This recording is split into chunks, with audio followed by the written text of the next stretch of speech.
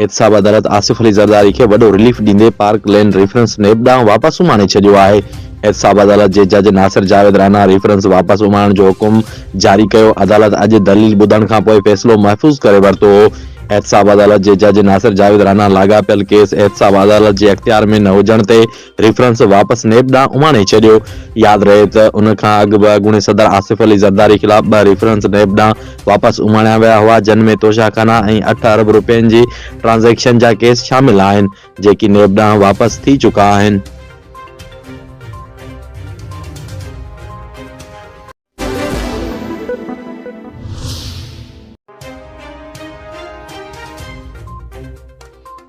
वज़ीर आज़म शहबाज शरीफ समूरे मुल्क में बिजली जे मामले जो सख़्त नोटिस वठंदे आला सतही जांच जो हुकुम ॾेई छॾियो आहे। वज़ीर आज़म शहबाज शरीफ जांच लाइ आला सतही कमेटी बि जोड़े छॾी आहे, जॾहिं त वज़ीर आज़म बिजली वारे वफ़ाक़ी वज़ीर खुर्रम दस्तगीर खां बि फौरी तौर ते रिपोर्ट तलब करे वरिती आहे।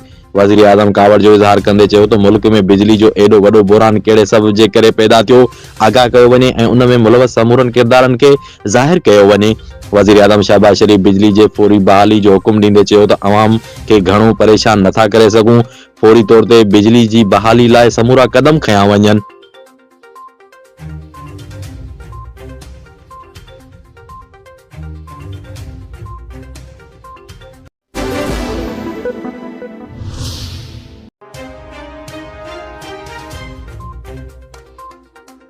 भारत पाकिस्तान के शंघाई सहकार तंजीम के इजलास में शिरकत की दावत दी छड़ी।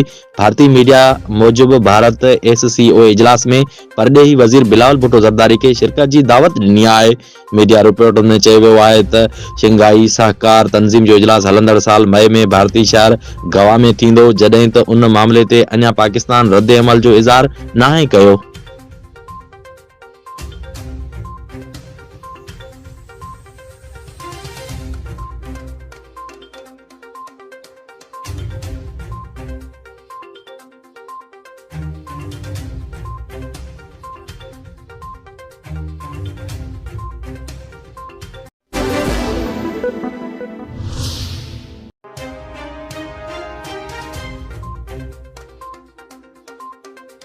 पीटीआई अगवान फवाद चौधरी की गिरफ्तारी बाबत संदसि घरवारी हुब्बा फवाद चयो आहे त उहा गिरफ्तारी नाहे, पर फवाद के अगवा कयो वियो आहे। साफ़ियुनि सां ॻाल्हियूं कंदे हुब्बा फवाद चयो त असां हिन गिरफ्तारी खे न पर अगवा चवंदासीं। 8 खां 10 पुलिस वारा दरवाज़ो खोले असांजे घर में दाख़िल थिया ऐं बिना कंहिं FIR ॾेखारण जे फवाद खे पकड़े खणी विया। हुन चयो त मुंहिंजी दरख़्वास्त आहे त इम्पोर्टेड हुकूमत जेको कुझु करे रही आहे या जंहिं बि फवाद चौधरी खे खयो आहे उन बाबति असांखे ॿुधायो वञे त फवाद खे कहिड़े रूल्स तहत खयो वियो। असां सां कंहिं बि राब्तो नाहे कयो, सिर्फ़ पुलिस वारा घर में दाख़िल थिया ऐं खेसि खणी हलिया विया। जॾहिं त उहे वेंदे फवाद जो फ़ोन बि पाण सां गॾु खणी विया। असांखे उहा बि ख़बर नाहे त खेसि किथे खणी विया आहिनि। असां फवाद खे खणी वञण लाइ पोइ लाॻापियल थाणनि सां राब्तो कयो, पर अञा ताईं असांखे को बि जवाबु न मिलियो। हुब्बा फवाद चयो त उहो त सिधो संओं अगवा आहे। असां त हाणे पंहिंजे घरनि में बि महफ़ूज़ न आहियूं। हाणे त माण्हू असांखे घरनि में दाख़िल थी खणी वेंदा। हीअ कहिड़े क़िस्म जो मुल्क आहे ऐं हिते कहिड़े तरह जो कानून आहे। हुब्बा फवाद वधीक चयो त मुंहिंजे चीफ जस्टिस ऑफ पाकिस्तान ऐं वज़ीर आज़म खां बि साॻी दरख़्वास्त आहे त ॿुधायो वञे त फवाद चौधरी खे किथे खणी विया आहिनि या पोइ फवाद जी अगवा जी FIR दाख़िल कई वञे।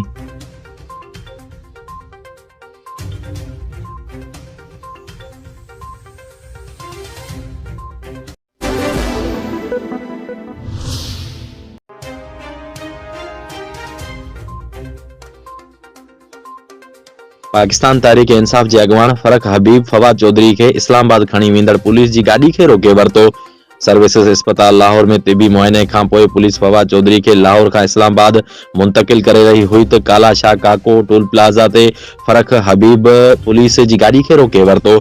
उन मौके ते फरक हबीब जी पुलिस एहलकारनि सां हाथापाई बि थी। पुलिस एहलकारनि फरक हबीब खे छिके गाड़ी खां धार कयो। PTI अगवान चयो त पुलिस लाहौर हाई कोर्ट जे हुकुमनि जी भञकड़ी करे रही आहे। फरक हबीब ई सभिनी खां पहिरियां फवाद चौधरी जी गिरफ़्तारी जी ख़बर सोशल मीडिया ते ॾिनी हुई। पंहिंजे ट्वीट में फरक हबीब चयो हो त फवाद चौधरी खे पुलिस संदसि घर मां गिरफ़्तार करे वरितो आहे। इम्पोर्टेड हुकूमत बुखलाहट जो शिकार थी वई आहे।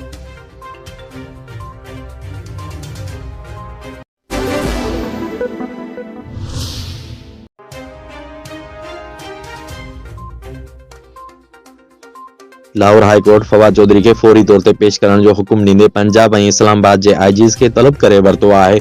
हाई कोर्ट में फवाद चौधरी खे हबस बेजा में रखण ख़िलाफ़ दरख़्वास्त ते ॿुधणी थी। अदालत 1:30 वॻे फवाद चौधरी खे पेश करण जो हुकुम ॾिनो। वफ़क़े खां पोइ ॿीहर ॿुधणी थी पर फवाद चौधरी खे पेश न कयो वियो, जंहिं ते अदालत कावड़ जो इज़हार कंदे हुकुम ॾिनो त फवाद चौधरी जिते बि आहे उन खे फौरी तौर ते अदालत में पेश कयो वञे। पीटीआई जे वकील ॿुधायो त रिपोर्टूं आहिनि त फवाद चौधरी खे इस्लामाबाद खणी विया आहिनि। जस्टिस तारिक सलीम शेख हुकुम ॾिनो त मां जेको हुकुम कंदो आहियां उहो अमल करण लाइ हूंदो आहे। मुंहिंजो हुकुम आहे त फवाद चौधरी खे अदालत में पेश कयो वञे। एडिशनल एडवोकेट जनरल पंजाब चयो त अधु कलाक ॾियो, हिन वक़्त ई अमल करायूं था। जंहिंखां पोइ अदालत ॿुधणी 2 वॻे ताईं मुलतवी करे छॾी। 2 वॻे खां पोइ ॿुधणी शुरू थी त तॾहिं बि फवाद चौधरी खे अदालत में पेश न कयो वियो, जंहिं ते अदालत ॿुधणी 3 वॻे ताईं मुलतवी करे छॾी। 3 वॻे ॿुधणी ॿीहर शुरू थी त फवाद चौधरी जे वकीलनि अदालत खे आगाही ॾिनी त पुलिस फवाद चौधरी खे खणी इस्लामाबाद रवानो थी वई आहे, जंहिं ते अदालत कावड़ जो इज़हार कयो ऐं रिमार्क्स ॾिना त जेकॾहिं इस्लामाबाद पहुची विया आहिनि त उन खे फौरी तौर ते आंदो वञे। ॿुधणी ॿीहर शुरू थी त एडिशनल एडवोकेट जनरल पंजाब चयो त हिकु ॿियो केस दाख़िल थियो आहे, जंहिं ते जस्टिस तारिक सलीम शेख चयो त मां अव्हां खे बाद में ॿुधंदुसि, पहिरियां हुकुम ते अमल करायो वञे। अदालत आईजी पंजाब ऐं आईजी इस्लामाबाद खे तलब कंदे ॿुधणी शाम 6 वॻे ताईं मुलतवी करे छॾी।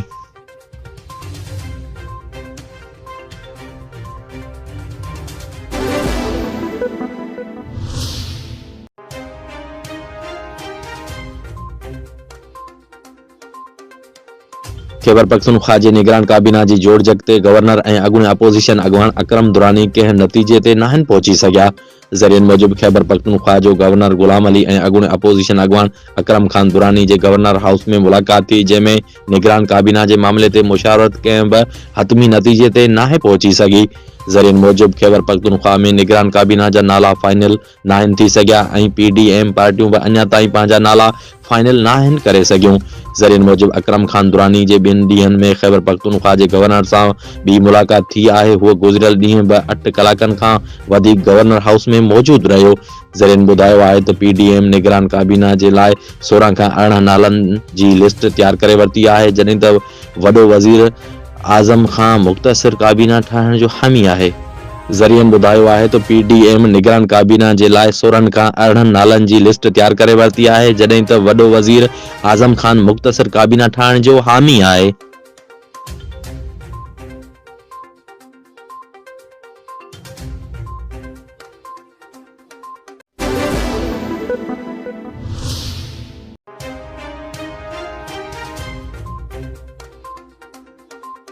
टंडो मीर अली भरिसां क़दीमी ॻोठ दीनपुर में गवर्नमेंट बॉयज़ स्कूल जी छित किरण सबबि ॻोठाणनि जो एहतजाज।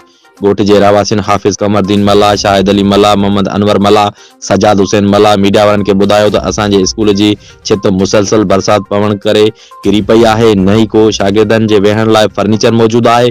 असांजे स्कूल में 300 ॿार मौजूदु आहिनि, पर असां वटि सिर्फ़ु हिकु उस्ताद मौजूदु आहे। असां तालीम खाते जे वज़ीर सैयद सरदार अली शाह खे, तालीम खाते जे डायरेक्टर ऐं डिप्टी कमिश्नर खैरपुर खे पुरज़ोर अपील था कयूं त असांखे स्कूल लाइ नई इमारत ॾिनी वञे ऐं स्कूल लाइ फर्नीचर ॾिनो वञे ऐं कुझु उस्ताद ॾिना वञनि जीअं असांजा ॿारड़ा तालीम हासिल करे सघनि।